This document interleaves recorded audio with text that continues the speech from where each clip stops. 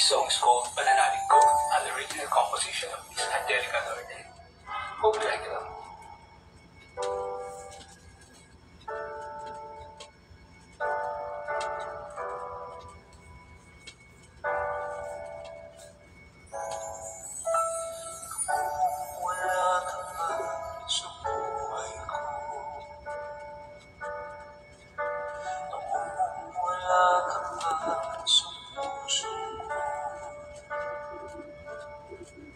Di ko pinapansin pag-ibig mo sa akin. Pag-ibig at biyaya mo hindi ko pinangkin. Buhay sa kasalanan ang puso mo. Pag-ibig ko'y hindi ilan sa'yo. Mahina sa puso ang pagkatao ko. Pananalig ko sa iyo'y hindi siniseryoso.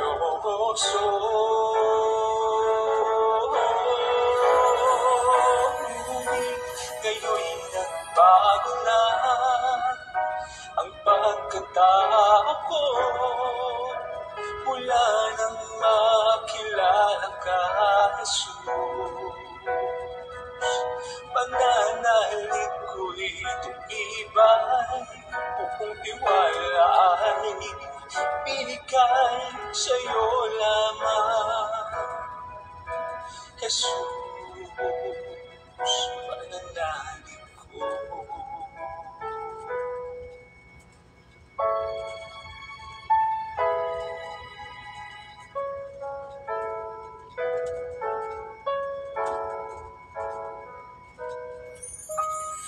Buhay sa kasalanan ang puso mo. Pag-ibig ko'y hindi ilan sa'yo. Mahina sa tukso ang pagkatao ko. Pananalig ko sa iyo'y hindi siniseryoso.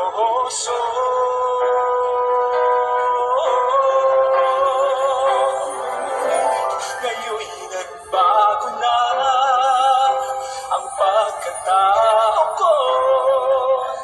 Mula nang makilala ka, Jesus, pananalig ko'y tumibay, buong tiwala ay binigay sa'yo lamang. Jesus, pananalig ko.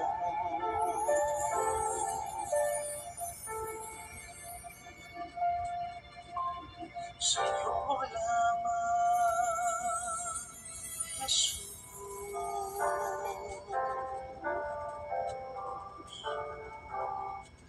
Pananalig ko.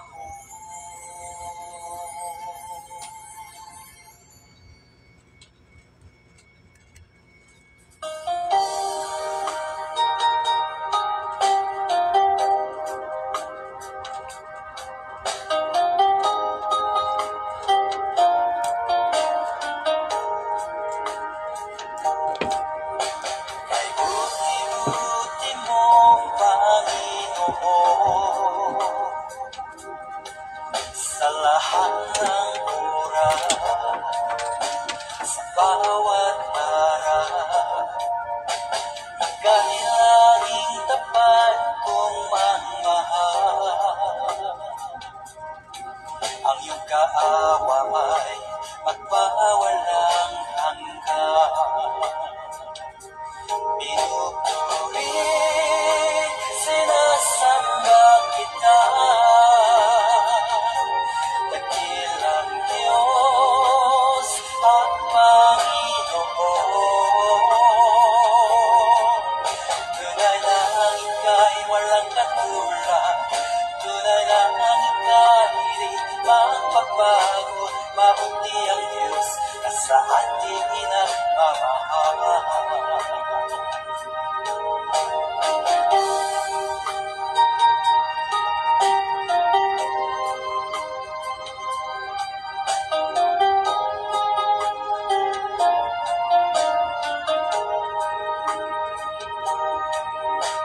Ayuti-uti mo, Panginoon,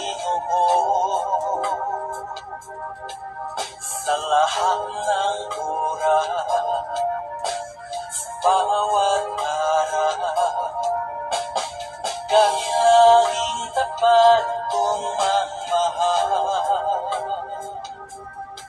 Ang iyong kaaway, magpawalang hanggan.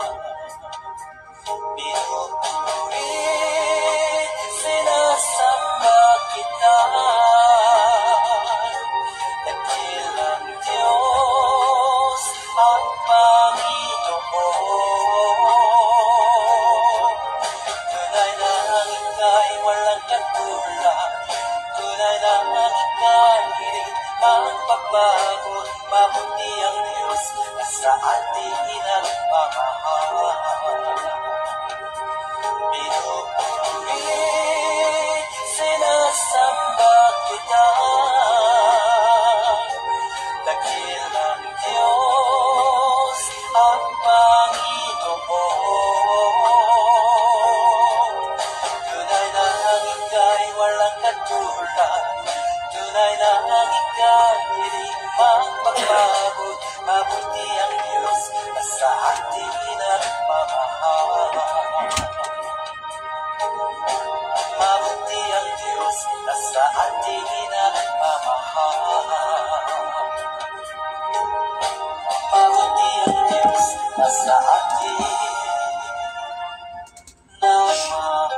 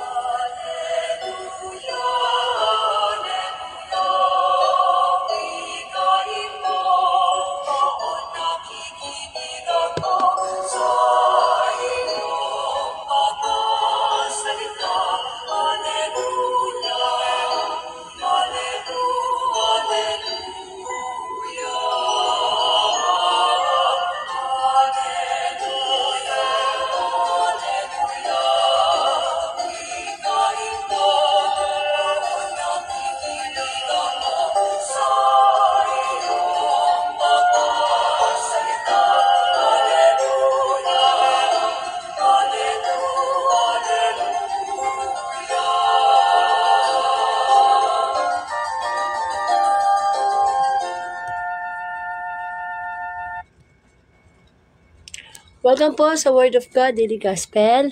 At maraming salamat sa Panginoon sapagkat ang pagninilayan natin na salita ng Diyos ay ang Friday Gospel, February 2, 2024.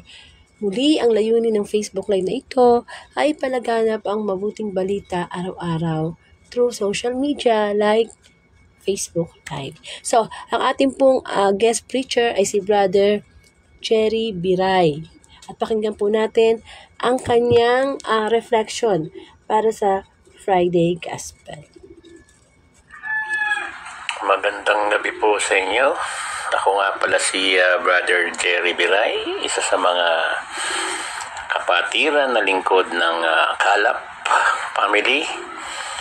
Gusto ko pong talakayan natin yung ating gospel ngayon of the day, yung sa Lucas 2, verse 22 to 40 na dinala si Jesus sa templo.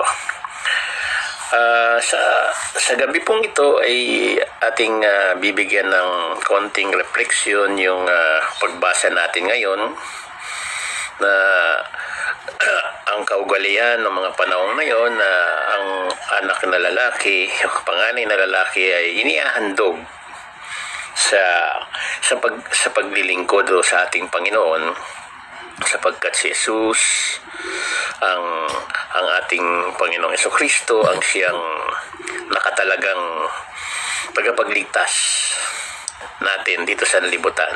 Kaya si Maria, kanyang ina, ganun din ng kanyang ama na si Jose ay dinala. At sa mga panahong yun, nandun ang si Simeon na tapat na lingkod ng ating Panginoon. At ganun din si Ana, isang propeta na babae. So talaga pong sa buhay natin, talaga ang ating Panginoong Jesucristo ay talaga namang itinalaga siya upang tayo maligtas sa kasalanan sa mundong ito. So nararapat lamang talaga sa panahon natin ngayon, dapat maglingkod din tayo. Tayo na tagapagsalita ng ating Panginoon, tayo rin po'y tinalaga niya upang ang kanyang mabuting balita ay ating mapalaganap sa mundong ito, lalong-lalo na sa kapanahonan natin ngayon. At sa katutubos ng sabi nga rito sa pagbasa, ikatutubos ng Israel o ikatutubos ng buong mundo, na kailangan po tayo maglingkod ng tapat at tunay na anak ng Diyos. Si Jesus ang Mesiyas na ipinangako ng ating Panginoon. At alam ni Simeon na ang ating Panginoong Jesucristo ay siya ang patnubay ng Espiritu Santo. Papasok siya sa templo. Ang templo tinatawag ating sarili, dahil tayo mga anak ng Diyos, so kailangan bilang templo ay ingatan natin ang ating sarili o huwag tayong makagawa ng masama, sapagkat tayo nga ay templo ng ating Panginoon. Ganun din po, ang templo na sinasabi ay ang isang sambayanan, gaya ng isang community. Nandun po ang ating Panginoon, kasama natin siya. Kanya napakahalaga na tayo mga Kristiyano, meron tayong sinasamang community upang lubos nating maintindihan kung ano ang mabuting balita na ipinadadala ng ating Panginoon, lalong-lalo na po sa mga preacher, sa mga pastor, mga kaparian, na siyang nagpapalaganap ng mabuting balita. So, sinasabi nga rito, siya ang liwanag at ang law ng mga hintil. Sa panahon natin ngayon, tayong mga taga rito sa bansang Pilipinas, pwede nating sabihin na tayo mga hintil dahil hindi naman tayo mga perpekto, lahat naman tayo makasalanan. Pwede nating masabing hintil, pariseo, pagano, diba? Sa mga panahon na yon, ang bayang Israel masyado pong maraming naging kasalanan sa mundong ito.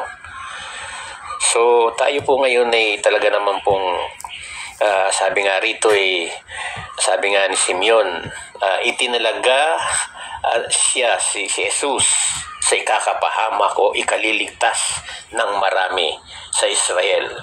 Diba?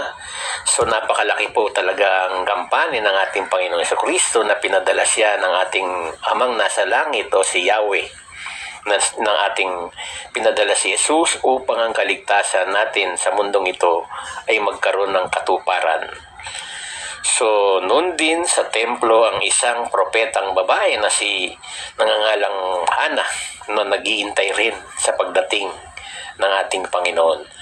So ibig sabihin po sila po yung mga magpapatunay na mayroong Diyos na darating sa ating buhay upang tayo maligtas sa buhay na ito.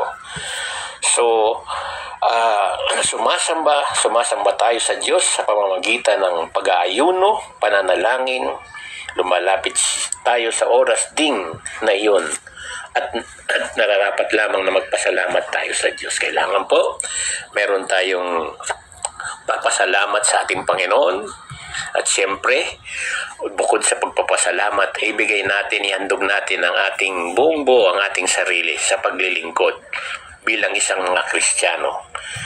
So hindi ko na po kahabahan ang aking refleksyon sa gabing ito. At siyempre sinasabi nga rito na pinadala si Jesus sa templo. So, tayo po ang templo ni Jesus bilang isang Kristiyano, ang ating sariling pagkatao. End of my sharing. Okay, maraming salamat po, Brother Jerry.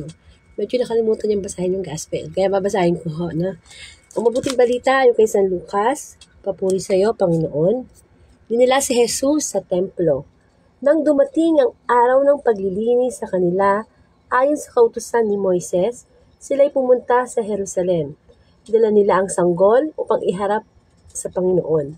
Sapagat ayon sa kautusan, ang bawat panganay na lalaki ay nakatalaga sa Panginoon. At naghandog sila ayon sa hinihingi ng kautusan ng Panginoon. Mag-asawang bato-bato o dalawang inakay na kalapati. May isang tao noon sa Jerusalem ang pangalay Simeon. Matapat at malapit sa Diyos ang lalaking ito at naghihintay sa katubusan ng Israel. Sumasa kanya ang Espiritu Santo na nagpahayag sa kanya na hindi siya mamamatay hanggat hindi niya nakita ang Mesiyas na ipinangako ng Panginoon. Sa patnubay ng Espiritu, pumasok siya sa templo at nang dalhin doon ng kanyang mga magulang ang sanggol na si Jesus upang gawin ang hinihingi ng kautusan, sa kinalong ni Simeon. Ito'y nagpuri sa Diyos na ang wika, kunin mo na, Panginoon, ang iyong abang alipin, ayon sa iyong pangako. Yamang nakita na ng aking mga mata ang iyong pagliligtas, na inihanda mo para sa lahat ng bansa. Liwanag itong tatanglaw sa mga hentil at pagbibigay ng karangalan sa iyong bayang Israel. Namangha ang ama't ina ng sanggol dahil sa sinabi ni Simeon tungkol sa kanya. Binasbasan sila ni Simeon at sinabi kay Maria, tandaan mo ang batang ito'y nakatalaga sa ikapapahamak o ikaliligtas ng marami sa Israel. Isang tanda mula sa Diyos, ngunit hahamakin ng marami. Kaya't mahahayag ang kanilang iniisip. Dahil dyan, ang puso mo'y para na rin tinaraka ng isang balaraw. Naroon din sa templo ang isang propetang babae na ang pangalay Ana, anak ni Fanuel na mula sa lipi ni Aser. Siya ay napakatanda na, 7 taon lamang silang nagsama ng kanyang asawa, nang siya ay mabalo. At ngayon, 84 na taon na siya. Lagi siya sa templo at araw-gabi sumasamba sa Diyos sa pamamagitan ng pag-aayuno at pananalangin. Lumapit siya ng oras ding iyon at nagpasalamat sa Diyos. Nagsalita rin siya tungkol kay Jesus at sa lahat ng naghihintay sa pagpapalaya ng Diyos sa Jerusalem. Nagbalik sa Nazaret. Nang maisagawa nila ang lahat ayon sa kautusan, bumalik na sila sa kanilang bayan sa Nazaret, Galilea. Ang batay lumaking malakas, marunong at kalugod-lugod sa paningin ng Diyos. Ang mabuting balita ng Panginoon, pinupuri ka namin, Panginoong Hesus Kristo. So, may mahaba ng gospel, no? Tayo medyo nagre-recover pa sa ating sipon, ubo, lahat ng virus, no? Na laganap sa labas. So, ingat po tayo. But anyway, salamat sa Diyos kahit paano nakakapagsalita-salita na ako ng maayos. And of course, bigyan na lang natin ng summary yung Friday Gospel na ang Panginoong Hesus ay dinala sa templo. Kasi po, kaugalian sa panahon nila na kapag ay mga nanganganak, no, lalo na pag ito'y panganay, batang lalaki, ito po'y dinadala sa templo para sila yung na ang bawat panganay lalaki ay nakatalaga sa Diyos. Noon pala, no, sa panahon ng Panginoong Hesus, kapag ikaw ay anak na lalaki, ay panganay, itinatalaga ka sa Diyos. No, inaalay ka. Tapos, syempre si Mama Mary, tsaka ang asawa niya si Joseph, may dala yung handog. Kapag sila pupunta ng templo, may dala silang handog. Yan, di ba? Hayop misa, no? Kaya na, pag naghandog ka ng hayop sa templo, kailangan yung the best. The best dapat. Hindi pwede yung mahinang quality. Kasi gano'n nangyari kay Abel at saka kay Cain, di ba?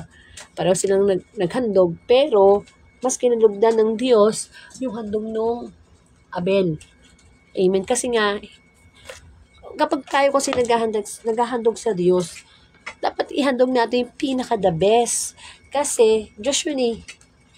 Tayo nga nagbibigay, di ba, ng mga bagay sa tao, sa kapwa natin, sa trabaho natin, binibigay natin our best. How much more po kaya? Amen. So, tapos, ayun, sa templo na yon, merong isang lalaki na matanda na. Ang pangalan niya si Simeon. At si Simeon talaga, matagal na niyang hinihintay na makita ang Mesiyas.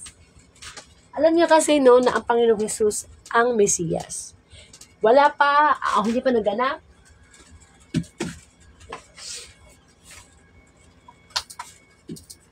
Hindi pa naganap ang sinasabi na pagparito ng Mesiyas, sinabi na ng mga propeta. Mga propeta no, lalo ni propeta Isaiah, na may darating na yan, tagapagligtas, Mesiyas. Matagal na hinintayan ni Simeon. Hindi kasi siya mamamatay, no, hanggat hindi niya nakikita yung Mesiyas. Kaya nung makita na niya, di ba, nagpuri siya sa Panginoon. Sabi niya, Lord, pwede mo na akong kunin, nakita ko na ang tagapagligtas. At sa templo din ng yun, ay nandoon din si Ana. Si Ana naman, siya hindi matanda na rin siya, no? Sabi nga, 84 years old na siya during that time. At 7 taon lang siyang nakasama ang kanyang asawa kasi nabalo siya. So, makikita natin sa senaryo ng templo, may 2 propeta na talagang hinihintay ang Panginoon. At biro mo ha, si Ana, araw-araw siyang nagpupunta sa templo. Araw-araw. Ganun siya ka-faithful, ganun siya ka-devoted sa kanyang pananampalataya. So, nung makita na ni Simeon, ang bata, si Jesus, di ba pinagpala niya? Biniles niya. So, pagkatapos noon, nagbalik na yung pamilya. Ang banal na pamilya sa Nazareth. At doon na, diba, nag-start na, syempre, in-nourish yung si Baby Jesus, pinalaki. Alam naman natin na pinalaki sa aral ng Diyos, ang Panginoong Jesus. So, sa buhay po natin, paano natin ma-i-adapt ang mabuting balita ng Friday Gospel? Una sa lahat, nakita natin sa binasa, no, na may mga propeta. Si Simeon, si Ana. Ano ang kanilang mga role? Bakit sila nag-exist sa mundo? Bakit si Abraham nag-exist? Si Noah, si Isaac? Bakit sila nag-exist? Sila Haring Solomon, bakit? Kasi itong mga propeta na ito yung pinili ng Diyos para gamiting daluyan ng kanyang mabuting balita. Kaya pag sinabing propeta, prophetic voice of God. Yung sinasabi ng propeta, yun yung tinig ng Diyos. Ay, lagi ko sinasabi, di ba, no?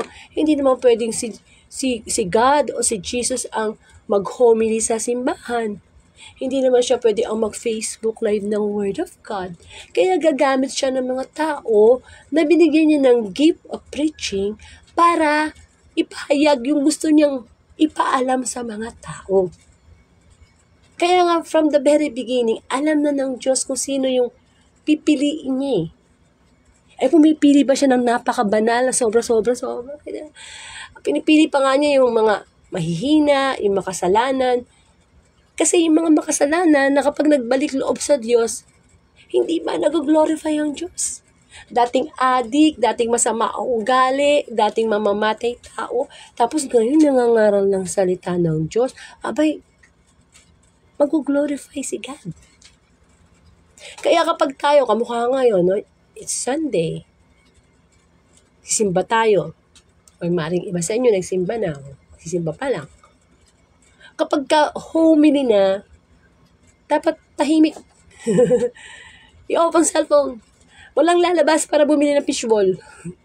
Walang lalabas para magsigarilyo. Oh.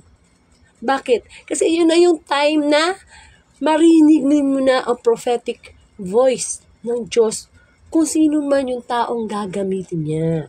Kaya kung yung tao na yun, masama loob mo doon sa pari na yun, masama loob mo sa preacher na yun, that moment na nagsasalita siya, hindi siya yun. Kaya nga, di ba, meron tayong tinatawag na Holy Spirit. Amen. Ang Diyos ay nagsasalita sa bawat isa. Actually, yung ginagamit niya, halimbawa, pare, nag-homily. Actually, yung pare yun ang unang nakikinig sa voice of God. Itina-transfer lang sa mga taong nakakarinig. Amen. So, ganun si Simeon. Isang propeta na talagang, wow, ang tagal-tagal niyang hinintay ang Mesiyas. Ayaw niyang mamatay. Hindi siya mamamatay hanggat hindi niya nakikita ang Mesiyas. Nung dinala sa templo, nakita niya si Jesus, anong ginawa niya? Nagpasalamat siya. So sa buhay natin, hindi natin alam kung tayo mamamatay, no? Wala makakapagsabi. Kailan tayo mamamatay? Paano tayo mamamatay? Ano ikamamatay? Ano ba itsura pagpatay? Hindi ba? Pero ang kamatayan na hindi kinatatakutan. Lalo na kung ikay nakakilala na sa Diyos. Actually, kinasasabikan yan eh. Natatakot lang tayo mamatay kapag hindi tayo handa. Kasi meron nga tinatawag na impyerno. Hindi po ba? Pero kung nadidinig natin every day, every hour, a prophetic voice of God, alam natin na ang mga nangyayari sa buhay natin, no, problema, makakaya natin kasi meron tayong pinapakinggan. Kaya nga mahalaga na nakakarinig ka ng gospel every day. Kasi yun yung, kaya nga, diba, good news, mabuting balita. Pag napakinggan mo, diba, mag-good vibes ka. Kumbaga, espiritu natin mabubuhay. Hindi lang tayo buhay physical, kundi buhay din spiritual. At kamukha din ng propetang si Ana na sa templo. Anong matututunan natin sa kanya, sa buhay niya? Tumanda na lang siya. Pero araw-araw siyang pumupunta sa templo. Sa buhay po ba natin, araw-araw ba tayong nananalangin? Hindi naman natin kinakailangan ng isang mapakahabang dalangin eh. Hindi may mga flowery words, hindi. Short na pagsasalita sa Diyos. Yun na yun. Basta galing sa puso. Basta yung pakikipag-usap natin sa Diyos ay may 3 rekado. Ano yung 3 mga rekado na yan? Kailangan sa pakikipag-usap sa Diyos, nandyan yung paghingi ng tawad. Ano pa? Pagpapasalamat. Pagmamahal. So, paano yun? Lord, kasi ano man ang sabihin natin can be a form of prayer. Lord, forgive me. Lord, thank you. Thank you very much. And Lord, I love you. Yun na yun eh. Kesa naman natatapos ang bawat araw, di man lang natin na I love you si Lord. Di man tayo nag-thank you. At higit sa lahat, di tayo humihingi ng forgiveness. Whether we like it or not, nagkakamali tayo bawat araw. So, sana ganun tayo, no? Kamukha ni Ana every day. Na kahit nabiyuda si Ana no? 7 years lang sila nagsama nung husband niya. Dinivote niya yung time niya sa Diyos. Amen. Tayo, kailangan din natin mabiyudo. Pero hindi yung literal na biyudo at biyuda. Kailangan, ibig sabihin, di ba yung biyudo o biyuda, yung naiiwanan sila ng partner nila at nako-consider na biyudo o biyuda. Tayo din. Kailangan natin mabiyudo at mabiyuda sa mga kahinaan natin, mga kasalanan natin, na kailangan natin iwanan. Bawa, kasal ka sa bisyo, kasal ka, ibig sabihin yung meron kang pakikipagkaisa, may relasyon ka, kaya mo siyang iwanan. Di ba, wala na siya, wag ka lang manulong sa bisyo. Na, i-devote mo na lang yung time mo sa Diyos. Amen. At kamukha, di ba sa last part ng gospel, ang sabi doon, nagbalik sila sa Nazaret. Ang ganda nung bandang last sabi dito, nang may sagawa na nila lahat ay sa kautusan, bumalik sila sa kanilang bayan sa Nazaret. Ang batay lumaking malakas, marunong, at kalugod-lugod sa paningin ng Diyos. Ganun pala magpalaki ng anak, no? Kamukha ng ginawa ni Mama Mary at saka ni Jose. Kailangan pala, no, ay sa mga nakikinig, meron kayong kilalang buntis. Pag pinalaki natin ng mga anak, palakihin natin ng ano daw? Malakas. Ibig sabihin ng malakas, physically, kailangan ini-introduce natin sila sa mga pagkaing masusustansya to make them strong. Hindi mga pagkain in the future makakapagdulot sa kanila ng cancer. Hindi marunong kumain ng gulay, puro hotdog, puro processed food, puro fast food. Pinalaki ang Panginoon. Hindi ganun. Ano pa? Kailangan daw palakihin ng bata ng marunong. Alam naman natin ang Panginoong Yesus, puno ng karunungan. Hindi ibig sabihin nun na, papalakihin ko pala anak ko ng marunong na kailangan na laging top 1, honor student. Hindi yun. Hindi siya literal. Ibig sabihin ng marunong, yung alam niya yung mabuti sa masama. Diba? Marami kasing matalino na pero hindi pa alam yung difference ng mabuti at masama. Ang gusto ng Diyos, bigyan ng wisdom ang anak, ang apo, ang kabataan. Kasi diba sabi nga ni Jose Rizal, ang kabataan ng pag-asa ng bayan. Amen. Si Mahatma Gandhi, sabi na sa kabataan nagsisimula ang kapayapaan. Halaga yung kabataan natin nowadays. Kailangan pinapalaki din natin sila ng marunong. Ibig sabihin, mas maganda yung napalaki mo yung anak mo na maganda yung character. Aanuhin mo yung matalino kung magiging, di ba, lapastangan sa magulang. Kaso, iba na no? Napapalaki natin yung anak natin sa cellphone.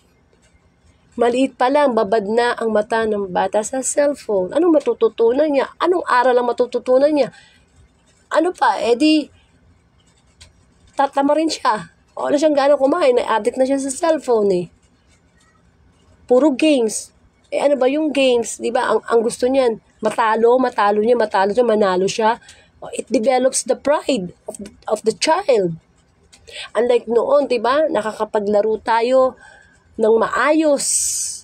Nakikipagkapwa tayo sa kapwa bata. Natututo tayo, no? Sa kapaligiran.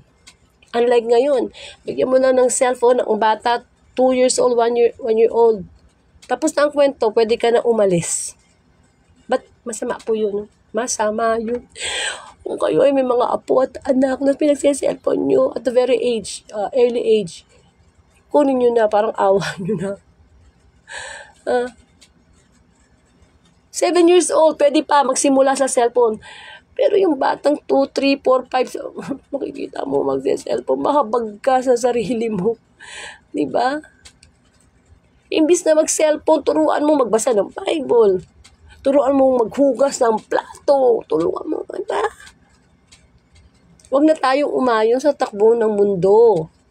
Dapat nag-iiba na tayo. Hindi porke nakikita mo, ay mga nanay, hinaan niya yung cellphone. Hindi ba? Sige. Para wag lang ma-istorbo. Mali po yung kailangan marunong na kamukha ng Panginoon Jesus. At paano pa pinalaki? Kalugod-lugod sa paningin ng Diyos. Yan ang number 1 na nakita natin sa Panginoon Jesus. Pinalaki siya na napakagrabe yung pagmamahal niya sa Ama. Madaling araw pa lang, nagdadasal na. Lahat ng ginagawa niya, kinukonsult niya kay God the Father. Ganun ang bata. Palakihin natin na may takot sa Diyos. Divine fear. Palakihin natin ang ating mga anak, ang ating mga apo na may pagmamahal sa Diyos. Kapag ganyan ang bata, sinisigurado ko sa inyo na magiging mabuting tao yan. Maraming mabuting tao. Pero hindi naman yun ang qualities ni God Kasi ganito mabuti akong tao lang, ginagawang masama, ganito, tumutulong ako, etc., etc. Okay, mabuting tao. Pero magkaiba yon sa kalugod-lugod sa Diyos. Amen? Kasi minsan magiging mabait ka lang, maybe, politiko ka, nagiging mabait ka sa mga tao kasi gusto mo, pagka-election, manalo ka. Merong wrong motive. Motive ba yun? O motibo. Kaya magkaiba yung mabuti sa kalugod-lugod. Amen. Parang ano yan eh, magkaiba yung masaya sa kagalakan or joy sa happiness. Kasi yung happiness, masaya ka lang kapag nakukuha mo yung gusto mo. Eh, paano pag hindi mo na nakuha? Hindi na masaya. Eh, yung joy, one of the fruit of the Holy Spirit, pag meron kang joy in your heart, kinakuha mo man yung gusto mo o hindi, may kagalakan pa rin sa puso mo. Amen. Kaya dapat, pinapalaki natin ang ating mga anak sa aral ng Diyos. Upang sa ganun, di ba, nadadala natin sila sa Panginoon. Okay? Nadadala natin sila sa Panginoon. Yan dapat ang main purpose natin, no? Nasa sinapupunan pa lang ng tiyan natin. Kailangan, ang main na regalo, di ba sabi nga, ang pamana natin sa anak natin, hindi yung mataas na pinag-aralan, hindi yung marami silang properties na successful sila sa buhay. Hindi. Ang number one na mapapamana natin sa ating mga anak, eh yung ilapit sila sa Diyos. Kasi lahat naman iiwanan natin dito sa mundo eh. Amen. Manong mang pumikit ang ating mga mata, dala-dala natin si Kristo sa ating buhay. Amen. So magkaroon po tayo ng closing prayer. Ama namin sumasalangit ka, sambahin ang ngalan mo, mapasa amin ang kaharian mo, sundin ang loob mo, dito sa lupa para na sa langit. Bigyan mo kami ng aming kakanin sa araw-araw at patawarin mo kami sa aming mga sala para ng pagpapatawad namin sa nagkakasala sa amin. Huwag mo po kami pahintuin sa tukso.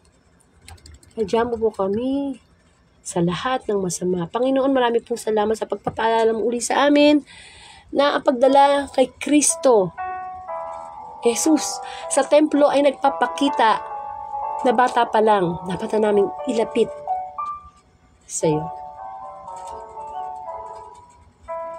Nawa, lagi namin marinig ang iyong boses upang ang ituturo namin sa aming mga anak ay makita sa aming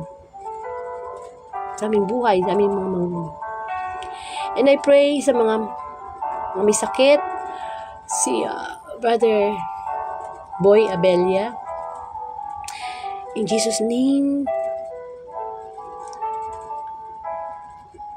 at lahat ng mga nakaratay sa baling ng karamdaman, Panginoon. Hindi lang physical na kagalingan, kundi mga taong nade-depress, nalulungkot, emotionally. Lord, ikaw pa ang humawak sa kanilang mga puso. Ipanatag ang kanilang kaloob at sabihin mo na kapag alala, mahal kita. Sapagkat alam naman namin na ikaw ang tunay na nagmamahal sa amin, O Lord. Maraming salamat, Lord, sa iyong biyaya. Maraming salamat sa lahat ng pagpapala. At sana, Panginoon, maging instrumento mo kami upang mga susunod pang henerasyon na kabataan ay makilala ka at paglingkuran ka. Maraming pong salamat. Ang lahat ng ito'y dalangin ko po sa iyo, Ama, sa pangalan ng Anak, kaysa ng Espiritu Santo. Amen. Okay, yan po yung Friday Gospel. Medyo sabi niyo, bakit Friday Gospel, Sunday na Gospel na ngayon? Kasi nga po nagkasakit ako. Hirapan po akong magsalita. Malat na malat ako, kaya nga kumuha po ako ng mga guest preacher. So, pagkatapos po nitong Friday Gospel, doon na tayo sa Saturday Gospel. Ilalive ko na po yung kaagad. Tapos ng Saturday Gospel, kung aabot tayo ng Sunday Gospel, tutuloy-tuloy ko na po. Okay? Pakishare na lang po ang Friday Gospel. Marami pong salamat at abangan nyo. Susunod na po ang Saturday Gospel. To God be the glory.